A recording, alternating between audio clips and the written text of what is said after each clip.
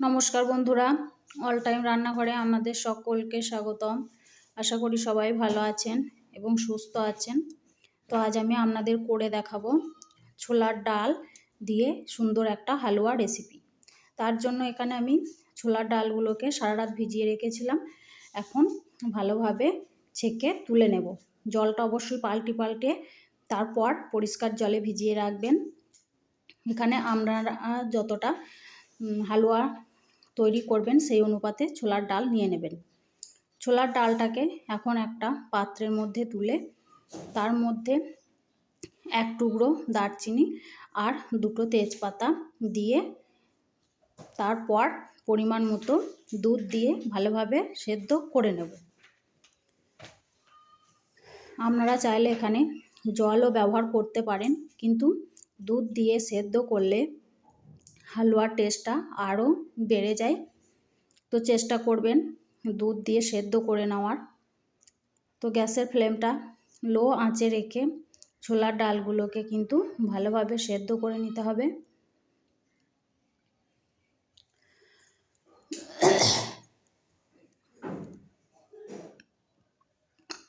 এই দেখুন সেদ্ধ হয়ে গেছে, কিন্তু এখন আমি নামিয়ে নেব না, দুধটাকে পুরোপুরিভাবে শুকিয়ে নেব। দুধটা অনেকটা শুকনো শুকনো হয়ে গেছে। এখন আমি কড়া থেকে ডালটাকে তুলে নেব, দিয়ে শিলবাটায় পেস্ট করে নেব। আপনারা চাইলে মিক্সিতে পেস্ট করে নিতে পারেন, কিন্তু শিলবাটাতে পেস্ট করলে এর স্বাদ অনেকটাই বেড়ে যায়।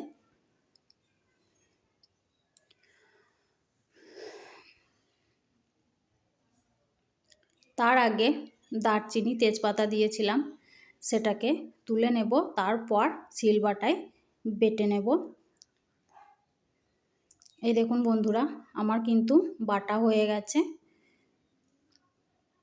মিহির করে বেটে নিতে হবে। বেটে নেওয়ার পর একটা কড়া গ্যাসের মধ্যে বসিয়ে দেব। বসানোর পর কড়ার মধ্যে কিছুটা ঘি দিয়েছিলাম। তারপর এখানে আমি পেস্টটা দিয়ে দিয়েছি, সেটা কোনো কারণে স্কিপ হয়ে গেছে, আপনারা দিয়ে নেবেন। কড়ার মধ্যে কিন্তু বেশ কিছুটা ঘি ব্যবহার করবেন। ঘিটা হালকা গরম হয়ে গেলে তারপর পেস্টটা দিয়ে ভালোভাবে নাড়াচাড়া করে ঘিয়ের সঙ্গে মাখিয়ে নিতে হবে।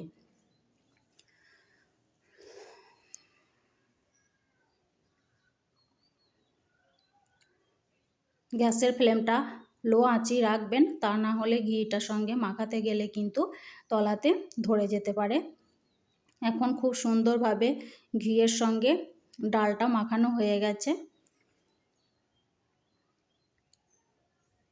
তারপর এখানে আমি স্বাদ মতো চিনি ব্যবহার করব। চিনিটা আপনারা আপনাদের পছন্দ মতো দিয়ে দেবেন।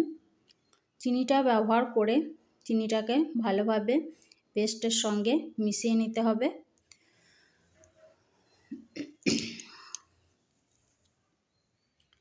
মেশাতে মেশাতে দেখবেন অনেকটা নরম হয়ে এসছে পেস্টটা, দেখে বুঝতে পারছেন। এই পর্যায়ে আমি একটু কেশর ভিজিয়ে রেখেছিলাম জলের মধ্যে। এখন কেশরগুলোকে তুলে নিয়ে এই জলটা ডালের মধ্যে দিয়ে দেব। দেওয়ার পর ভালোভাবে পেস্টের সঙ্গে জলটাকে মাখিয়ে নেব। একবার হলেও বাড়িতে তৈরি করে দেখবেন, খুব সুন্দর লাগে খেতে। এখন মাখানো হয়ে গেছে, এই অবস্থায় কিছুটা নারকেল কোড়ানো দিয়ে দেব।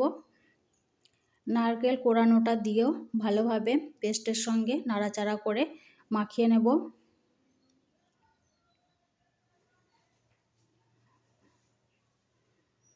তারপর কিছুটা বাদাম গ্রেট করে রেখেছিলাম, সেই বাদামটা দিয়ে দেব, আর সামান্য একটু লবণ ব্যবহার করব। এগুলোকে দেওয়ার পর ভালোভাবে নাড়াচাড়া করে পেস্টের সঙ্গে কিন্তু মিশিয়ে নিতে হবে। অবশ্যই এখানে বাদাম কুচি ব্যবহার করবেন, তাহলে খেতে খুবই ভালো লাগবে।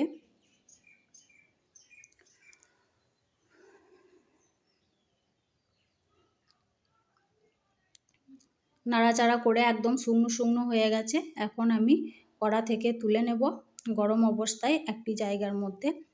তার আগে 1 চামচ ঘি ওপর থেকে দিয়ে একটু নাড়াচাড়া করে মিশিয়ে নেব। তাহলে এর ফ্লেভারটা আরও বেড়ে যাবে আর খেতেও ভালো লাগবে। ঘিটা নাড়াচাড়া করে মাখিয়ে নিয়েছি।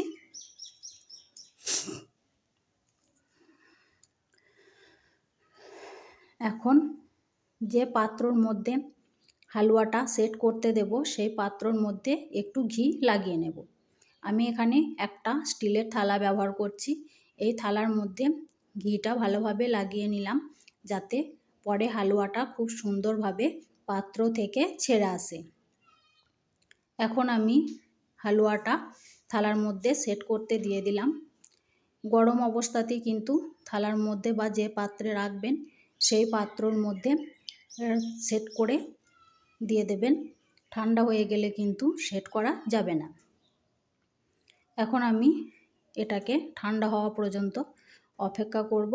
পাত্রর মধ্যে দিয়ে একটু ভালোভাবে সমান করে নিলাম।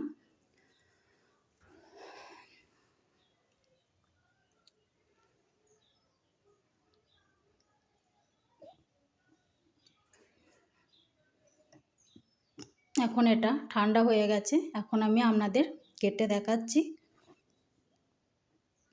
কতটা সুন্দরভাবে পাত্র থেকে ছেড়ে আসছে।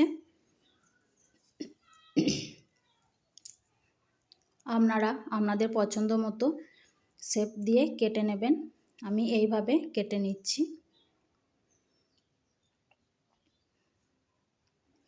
এটা খেতে কিন্তু সত্যি খুবই সুন্দর হয়। অবশ্যই বাড়িতে একবার তৈরি করবেন আর আমাকে কমেন্ট বক্সে জানাবেন কেমন হয়েছিল। এইভাবে আমি পাত্র থেকে সবগুলো তুলে নেব। খুব সুন্দরভাবে ছেড়ে আসবে, দেখে বুঝতে পারছেন।